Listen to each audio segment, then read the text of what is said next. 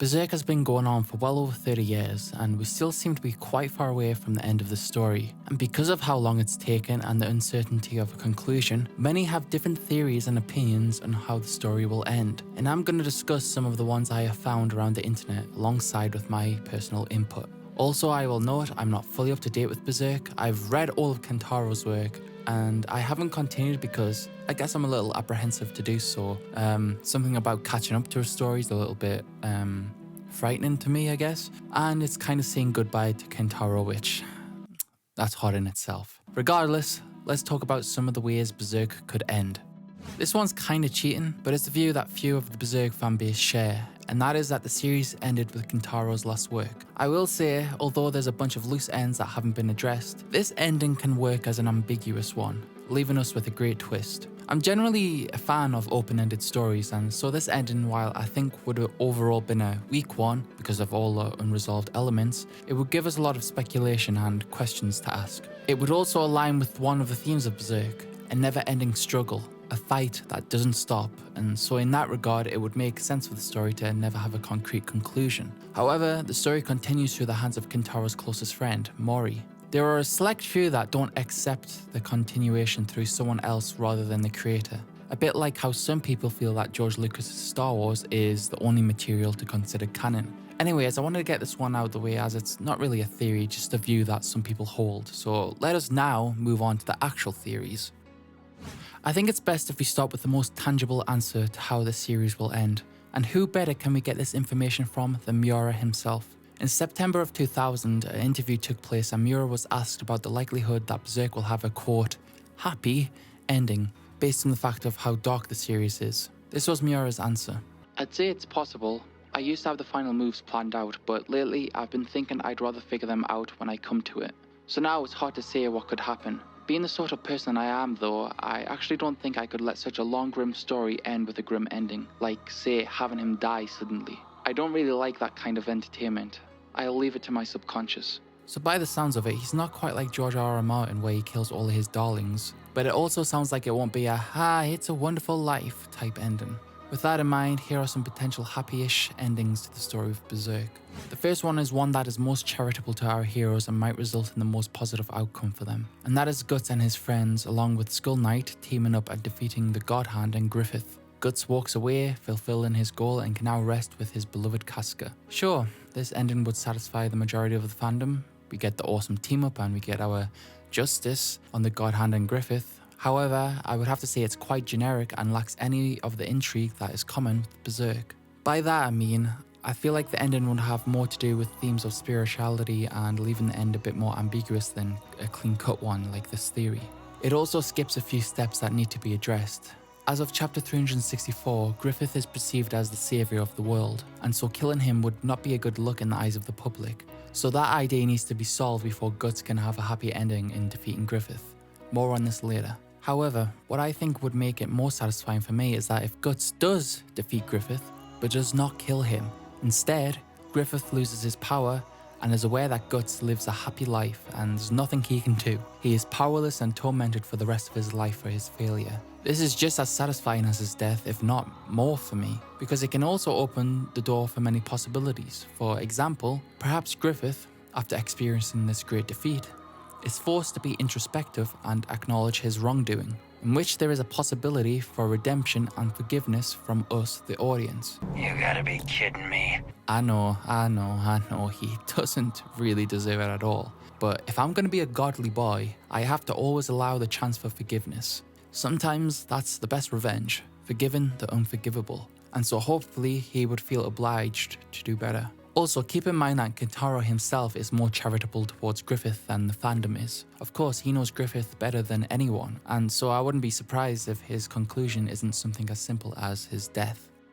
Another end to this story could be one that will get the tears flowing, and that is Guts sacrificing himself to defeat the big bad that is Griffith. A mostly selfless move that he can die with the knowledge that his Casca and friends are no longer living in constant terror that the Apostles and God Hand caused. This would also complete his goal that he strived so long for too. All would be fulfilling for him, so he can now rest. This ending would be similar to something like Tony Stark in Avengers Endgame, one that I'm sure will make us shed at least one tear for our boy Guts. Yet again, we have to assume the problem of Griffith being perceived as a messiah is solved among other loose ends by then.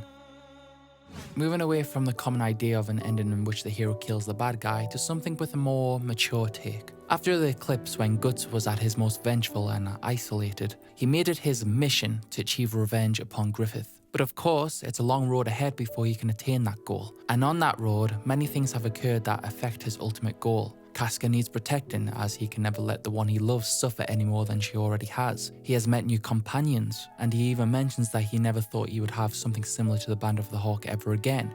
Yet, here he is. And so he's got a lot to lose. So Guts seeking revenge puts him in jeopardy, no doubt. And we see Guts deal with his conflicting feelings on what to pursue. Does he go for vengeance, or does he put that behind him? And that's what this theory is. Perhaps Guts will choose redemption over revenge, by doing the hardest thing and entirely letting go of his hatred for Griffith, realizing revenge cannot change the past. This isn't about forgiving Griffith, this is more about Guts being free of him. So rather than an epic final battle, we get a cathartic release which would align with Kentaro Miura's intended closure. It might not be the most satisfying end for all viewers, as people really want to see this bitch boy suffer like he deserves to, but in a way, it does achieve revenge in the idea that Griffith needs Guts to be obsessed with him. And so if Guts lets go of Griffith, he is killing him in his mind, and tells Griffith he doesn't mean anything to him. And Griffith, being the narcissist that he is, it will hurt him. However, if this is the case, maybe this wouldn't be the end of the story, because Griffith could do something awful that ensures Guts could never truly let go of his hatred. This could be many awful things, such as the death of his friends and Casca, which I will 100% not like, but I can't exactly say it won't happen. I mean, Berserk just feels like a constant battle to achieve happiness. The bad guys seem to always win. Who truly knows? But something that would be ironic and humorous to me is that Griffith's downfall could be caused by himself. When you're at the top, there's only one way to go if you can't stay up there, and that is down, baby. Berserk's already lent into the idea of it being similar to a Shakespearean tragedy with the Golden Age, so perhaps his fall will be his own doing as a result of an internal contradiction in his perfect kingdom. We know he's ascended to godhood, yet some humanity still remains. Humanity makes mistakes. Maybe that side of him brings about his downfall. As we know, Griffith's only struggle since his reincarnation has been his battle with humanity. It seems to fight him. We see the last of Kentaro's work illustrate this. Seeing Griffith cry is an unlikely sight. This being Miura's last work is certainly haunting to me, and opens the road to ask many questions. It seems to torment Griffith more than I would have expected. So maybe he creates his own downfall. I could be wrong, I still don't know what happens after chapter 364.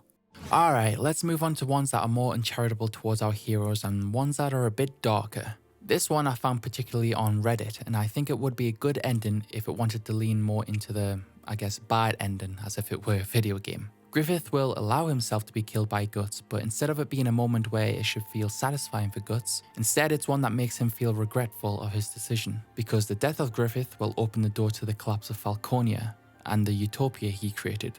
The barrier that holds monsters would be broken, and apostles and monsters of all kinds would flood the world, which will resemble a sort of third eclipse, slaughtering every human being in sight. So in the eyes of the people of Falconia, Guts is someone who killed their messiah and caused the tragedy of destroying the paradise. People will curse Guts. This is sad because it shows us that what we want, the end of Griffith, is something we cannot have. In the grand scope of things, ignoring both Guts and the audience's biases, Griffith is a necessary figure that, if removed from the equation, it will make it crumble. Really, Griffith is a lesser evil in comparison to the world getting overrun with evil monsters. Yes, it's because of Griffith that they're even in this situation to begin with, but he massively made it so he would appear to be the savior of the people. A genius move, no doubt. He's not who you would want, but he's unfortunately the only power that can fight against the doom. We don't get what we want, and so that's why it would be better for Guts not to end Griffith in this way. Instead, opting for an alternative route, such as letting go of Griffith entirely,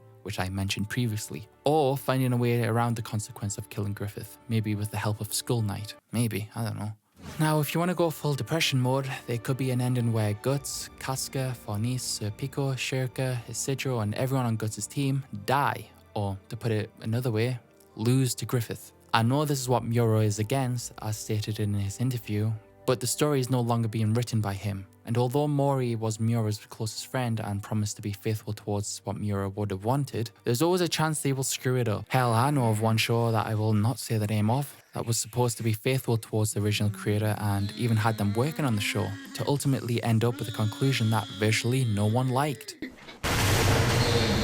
Yeah, I'll never get over that. This idea of an ultra dark ending could illustrate the fact that the good guys don't always win, and that it's futile to try and defeat someone who has transcended beyond humanity to godhood. Bringing it back to Marvel, this could be like Avengers Infinity War, but we know that that wasn't the conclusion of the story, so it would be more like if Thanos won in Endgame, which would feel out of place. Also, every good story in my opinion has a message to tell, so what would they be telling us here? Sometimes the bad guys win? I don't know about you, but Berserk shouldn't stoop to a simplistic weak message such as that, and I don't think it will, so moving on. I actually put a post up on my community page asking you all how you think Berserk will conclude, and I got a few great answers, such as this one. Griffith takes over the world, Guts ends up working in customer service. Depressing stuff.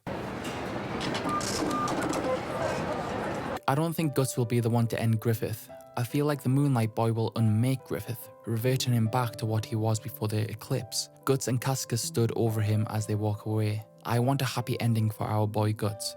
Me too, man, me too. It does seem to me that the Moonlight Boy will have some part to play in Griffith's character towards the conclusion of the story. As I mentioned before, this could be linked to his downfall, or like this commenter put it, it will unmake him. This Moonlight Boy could be Griffith's Achilles heel, because it seems like the only weakness he has. Everything else makes him a flawless being. However, I'm unsure about the idea that he will be reverted before the eclipse. Does that mean he will be in that weak state we saw him in, or will he be normal Griffith, able to walk around and everything? Let me know about that. I think it's going to have something to do with Skull Knight's Bayonet blade. Since Skull Knight used the sword to cut through the material world and the Nexus, that means it probably can do some critical damage to the God Hand. I think Skull Knight might have Guts infuse his gigantic blade with Bayonets in order to defeat Femto/Griffith. I actually like this, and I think it's something Kentaro would do. We know he likes to implement magic into his story. We see this with the Berserker armor and the weapons our team has, and of course Skull Knight's Bayonet blade. I do think Skull Knight will be instrumental to at least the downfall of the God Hand. He definitely serves a significant role in the plot of the story. And of course there would have to be a way for Guts to be able to inflict damage upon Griffith. And so Dragon Slayer may indeed get the same treatment as Skull Knight's blade. Griffith unites the world and destroys the God Hand with the help of Guts. Unfortunately, this would be extremely difficult to pull off effectively, and with the guarantee that the audience will be satisfied, because I think no matter what, it will be extremely difficult for us to forgive Griffith. So teaming up with him after he has a change of heart will be tough to execute because the past is not erased. He killed all of Guts' friends and SA'd Casca. We can't team up with someone like that. However, it could be more interpreted as a double team against the God Hand. By that, I mean Griffith has the goal of betraying the God Hand and sees the opportunity to use Guts, whose goal is likely to destroy the God Hand anyway. So in that way, it's not really a team up. It would also fit with Griffith's character. He is an opportunist and doesn't skip a chance to further his power. So I could see that happening for sure. Casca dies and Guts finally masters the Berserker armor. Of course, this is a dark ending to be sure, but I think Casca's death would be useless to the story. Casca has only recently cured her mind. For like 80% of the story, she's been lowered down, needing to be protected and whatnot. In my opinion, Casca should be more important than ever, being more stronger than ever. With her mind restored, Casca could become a key emotional and spiritual axis. She would also make for a good moral and supportive center for Guts, and will likely play a major part in Griffith's undoing.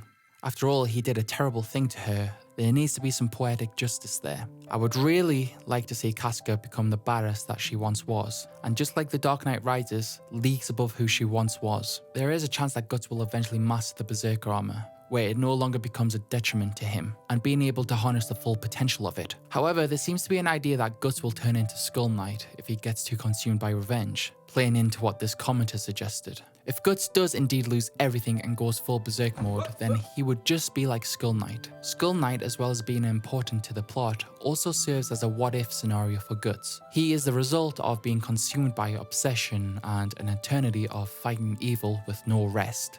But I think it's more of a message to Guts, telling him to be aware of what choices he makes. We know Guts wants to be happy.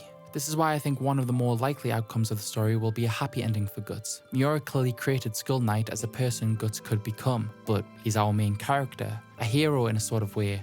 And just like when Luke Skywalker is faced with a similar dilemma, what does he do? I'll never turn to the dark side.